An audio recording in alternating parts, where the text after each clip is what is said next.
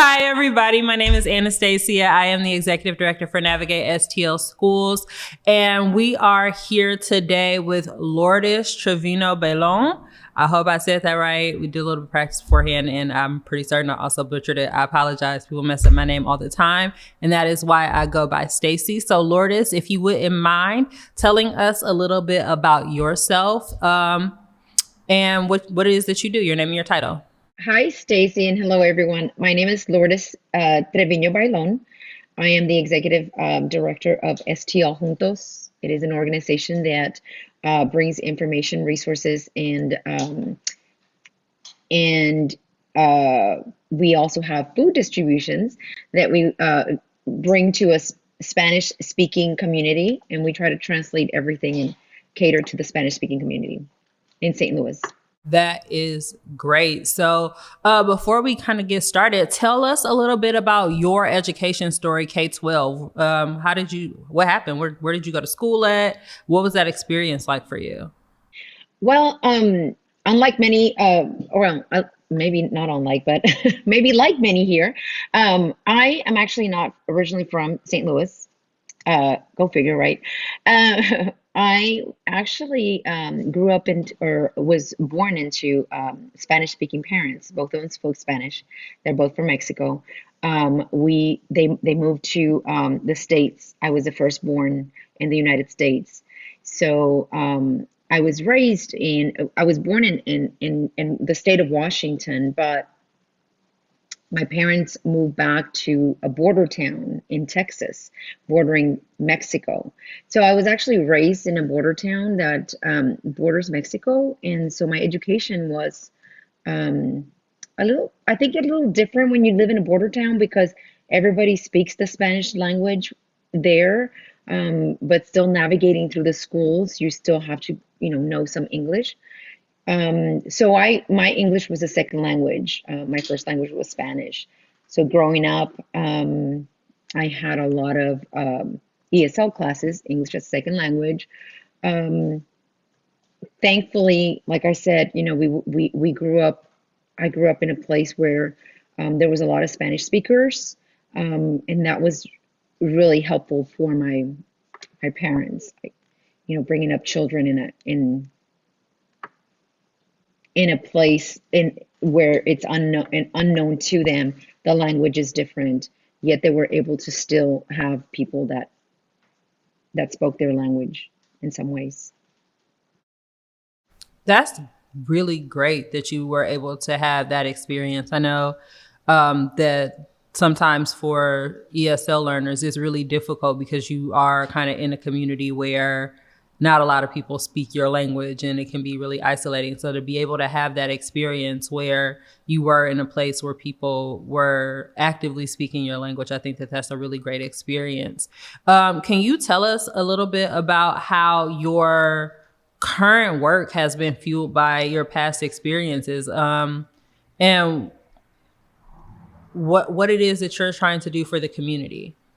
So, being someone that was raised in a community where we all spoke the language, and then coming to a place like the Midwest where Spanish speaking was not as, it's not as normally seen like I'm used to.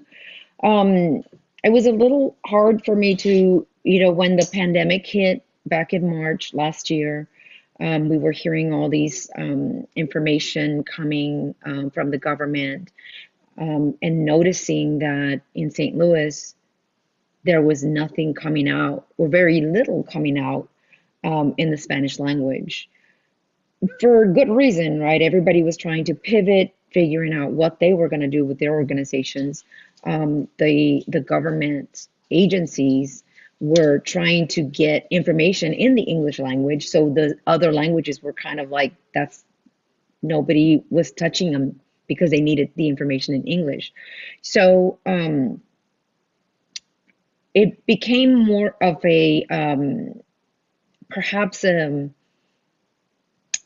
for us, it was like it was an urgency because we had this whole community that was not getting the message.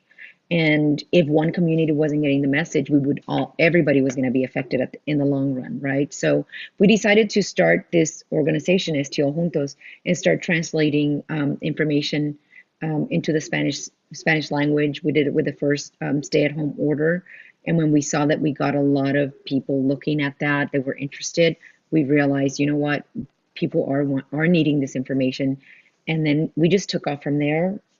10 to 12 hour days came after that for months and months, until we finally started getting more information in Spanish. Now we have a lot of government agencies doing a lot of information in Spanish. We still provide and we still push it out so that our communities can still get the information, but we have pivoted a little bit, and it's just not as much. It's no longer those 10 hours, 12 hour days that I used to work. That is so great. So you talked a little bit about your motivation behind starting STL Juntos. What is it that you guys do? What does the name mean, and why do you think that this work is important? So STL Juntos, STL is St. Louis. Juntos means together. Um, Juntos is in Spanish, together. We chose that name because we felt like it was STL had to come together in order for us to overcome this pandemic. And that was very important to us. So we were all in unity, we're all one, in a sense. And we felt like reaching to those that we could, that were not getting the information, like the Spanish speakers, was important, so we could all work together and come out of this pandemic on top.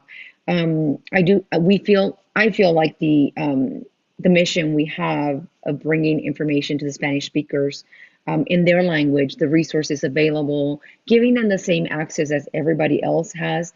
There's so much information in the English language, but not everybody can access it, especially if you don't know the language. Therefore, it was our mission to be able to bring that to our Spanish-speaking community so they can also access that. And it's important because if we all have the same access, then we can together, juntos, we can pull out and help each other and overcome anything that comes our way. That's so true. And you mentioned being together. You have one of the very unique perspectives of any like nonprofit organization working during the pandemic. You've actually been face to face with the families almost 5 or 6 days a week during this pandemic. What have you observed as some of the issues that are facing Latinx families and ESL families in St. Louis? Yeah, so originally we started just bringing information into the households, trying to push out PSAs and information that was important for COVID, and then eventually we got to the point where we noticed that these families, as everybody else, were suffering in need and had food insecurities.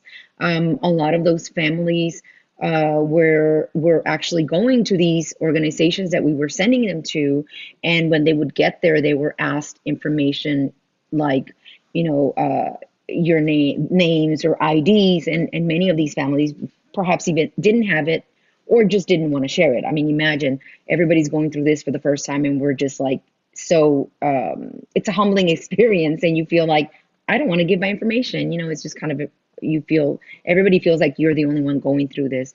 So with that, we were getting calls that organizations were asking for their information and they weren't comfortable.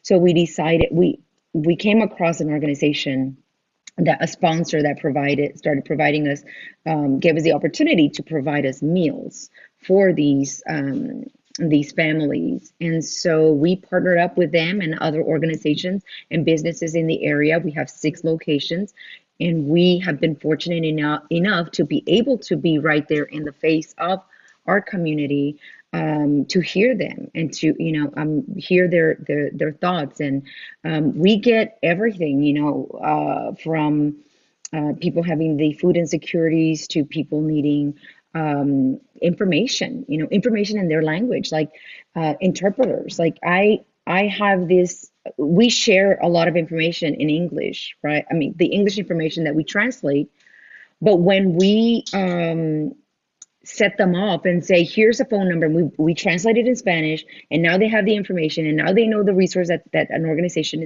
is giving and has available, but they get there and they get to a person that cannot speak their language. So then they're back again at that wall where they can't get through because they don't have anybody on the other side that can translate and give them information. So that has been one of the biggest issues that we find. Just getting to the place where they hit that other wall. So it's in like it makes us feel good when we find organizations that not only do they offer the resource, but they also have the capability of offering it, continuing the whole process with them in their language, and not needing a child to translate for them.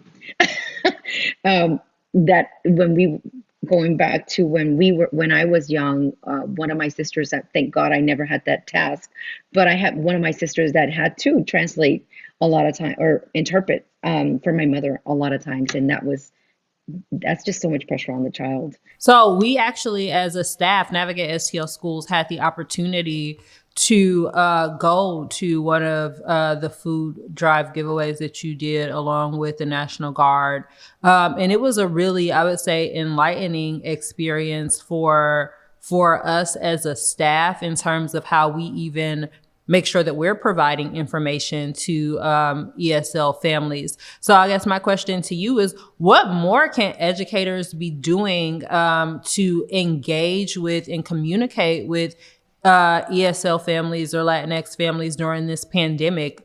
We've heard stories of just families feeling like they were left behind by the education system when it came to even transitioning over. And, everybody's hustling and bustling at the beginning of the pandemic, but a lot of families struggled, especially if they didn't speak English as a first language, with making sure that they were adapting to the online learning scenarios and things like that. So what can we be doing better as educators, as community organizations and organizers, as systems to support these families? Yeah, well, I mean, it's so much work, and and I think most people understand that the caseload is just so big, and there's sometimes not enough people that are out there doing, giving the support. It's amazing when I hear people come to me and say, well, Spanish speaking, they usually can understand the English language. And that's not true most of the time. Mm-hmm. I mean, just because they kind of communicate, that doesn't mean that they're really understanding what you're saying. So the biggest thing that educators can probably do is either, which I think most of them are supposed to do, or most schools are supposed to have a translator, somebody that interprets the information. I'm not aware. I'm not sure about laws and stuff, but I think they're supposed to. And I think if they make those accessible, I think that's the biggest thing. And then the other thing that happens with the Latino community is that you have to gain their trust. You have to be Mm-hmm. there welcoming and saying, even at my food distributions, every time we're out there, I say, come on out, welcome. I mean, you're not alone. We're here for you. Any questions, you just make them feel comfortable. I think that's very important. We fail sometimes because we're so busy, and we fail to realize that these people are terrified of coming and asking a question. They don't want to Mm-hmm. ask the question. So when you open that door and make it available, like it's okay to ask the question, you're not supposed to know everything. Um, then that opens that door. And I think just being more open and letting them know that you're there to help them. And yes, when that shutdown happened, now that they're all doing virtual learning, I mean, there's so many things. Not only like, okay, they're doing the virtual learning. I mean, do they have a laptop? Do they have a computer? Do they even have access to the internet? I have families that call me and they're like, I just moved. I don't have any food. It's like, well, I mean, I think, well, if they don't have any food, do they even have internet for their children to go to school? How are they doing this? They are being left behind. And then the parent, I mean, does the parent have the ability to access that? We have on STLJuntos on our webpage, we have videos that we found on how to use different platforms, but often wonder are they really taking advantage of that? Are they able to get online and figure it out? Because most of those will, when they start in, that's one of the things that most people don't realize, that a website will say, "Oh, here's, a translation. You go in there and you click Spanish and it'll tell you what to do." But most of those websites, you go to it and you get to a point where you hit that wall that it no longer goes to Spanish, it's then English. So I can only imagine what those parents go through at that point. So I think having that follow through the whole way is very important to the speaking community.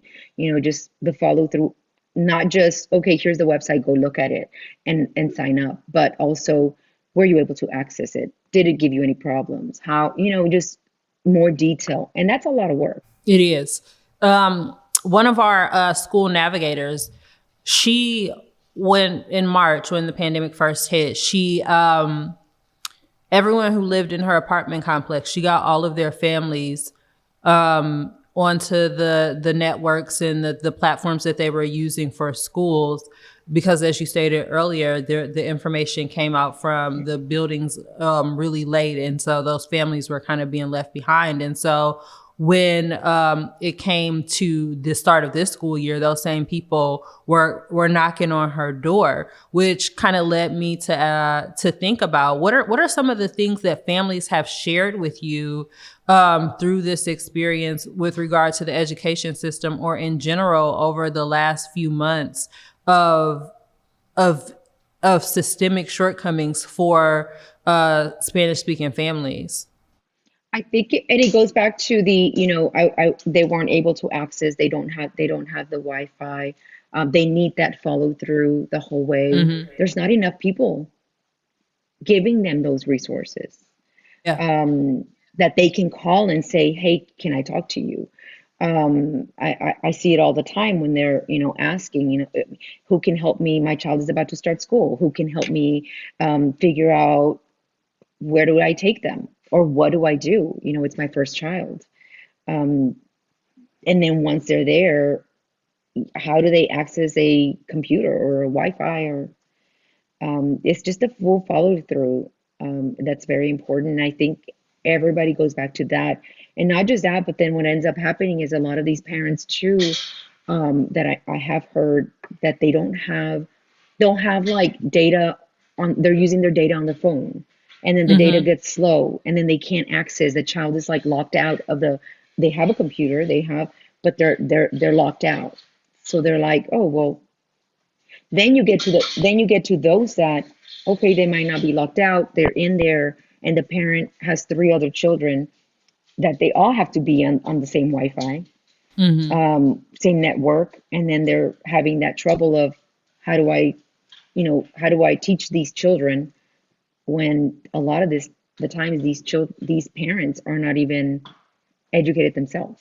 Look, I've talked to parents with PhDs and they're overwhelmed with the system. So to imagine being in the system and partially understanding it, and then not having the additional resources, and potentially having larger families or curriculum that you're not used to because you've been educated in a different system. Like, there are lots of just I think unforeseen barriers that people don't realize when it comes to regular education, let alone pandemic education for families in a certain income level, and then families who have English as a second language. That you hit on it earlier. Just because somebody in the house speaks Spanish doesn't mean that the caregivers speak Spanish. And so when, even I could imagine, even speaking with teachers can be difficult if there's places for parent participation and the child is having the pressure of relaying back the information from the teacher to the parent, and then the parent to the teacher, and then still trying to get what they need out of that situation. And so as you go through and you work with families, what is a tool that you always tell them that they need to know when it comes to either navigating K-12 education or city systems in general, now that you've been doing this work for about a year? So in the beginning, I started working with ISPN and learning a lot of the laws that I didn't know. Growing up with parents that were Spanish speaking, um, I just was ignorant about the fact that in schools, especially public schools, they have to provide somebody that speaks your language and helps you interpret. I didn't know that until, I came here because it was never necessary. Where I was raised, we, always spoke both languages. But coming here, that's one of the things that we found out. And so one of the things that we do is we always tell them, you need to tell the school to get you an interpreter. The problem is that they run into is that the school will usually say, it's okay, we'll figure it out here. We'll just use your child, or it happens more than you imagine. So now, when I came across Navigate STL schools, um, I just thought it was amazing. I really did. I thought, oh, I mean, this is such a great tool for these parents, to have, because it's very necessary.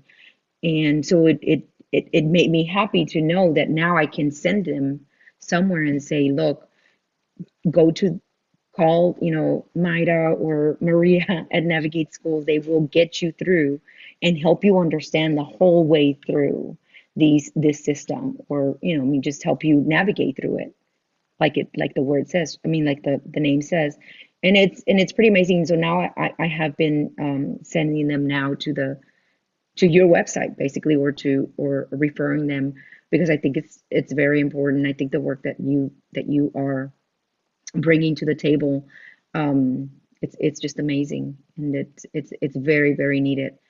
So I'm hopeful that with this, they now have a tool that can help them navigate, and it will make not just their lives easier, but their child's life easier as well, and then give them that opportunity of being able to get whatever education they can get, deserve to get, or want to get, um, and have the same access as everybody else. So I mean, I am extremely excited since I found that. So that's something that I have been doing, because it has been a very, very frustrating, process, to be honest. Mm-hmm. And everybody has been moving very slow. St. Louis, that was just not something that was, um, in people's minds. Even Spanish speakers, where they speak, two language, both languages, bilingual. I get them and they tell me, it's like, what are you talking about? People understand. And I'm like, no, they what? I mean, obviously I don't know where you're at, but the people that I've been serving and the people that I know there are people that do understand. Yes, there are, but many don't. Mm-hmm. And many just kind of get stuck, and they're just like, And I saw it with my parents.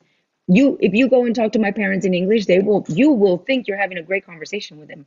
And then they go and turn around. It's like they didn't understand anything. But Yeah. you will never know. You will never know it. So my last question for you is, what's the most important thing that organizations like Navigate STL Schools can be doing for parents and for these families? I think the most important thing, once you have your organization set up, which is a wonderful thing to do, but once you have it there, I think the best thing to do is reach out and know how to market to that community that you're looking for, Mm-hmm. right? And know where they're at and market to them, and make yourself known that, hey, we are here. Open yourself up, make them feel comfortable, and let them know that you are a safe place for them to come. I think that's the biggest thing. Just know how to market to them, how to get to them. How do I get to them now? Yeah, I think that that's one of the things that we're really, really wanting to do very authentically, is to build trust in communities Mhm. so that people feel comfortable coming to ask us questions and safe, regardless of income level, understanding of academia, immigration status, what have you, that they can come here and get accurate, useful information and not be made to feel less than for not understanding and wanting the best for their kids. So thank you for your time, and thank you for sharing your story. We're looking forward to all of the great things that STLJuntos is going to be doing in the future and various ways that we'll be able to partner to serve communities. Thank you. Thank you for having me. Thank you.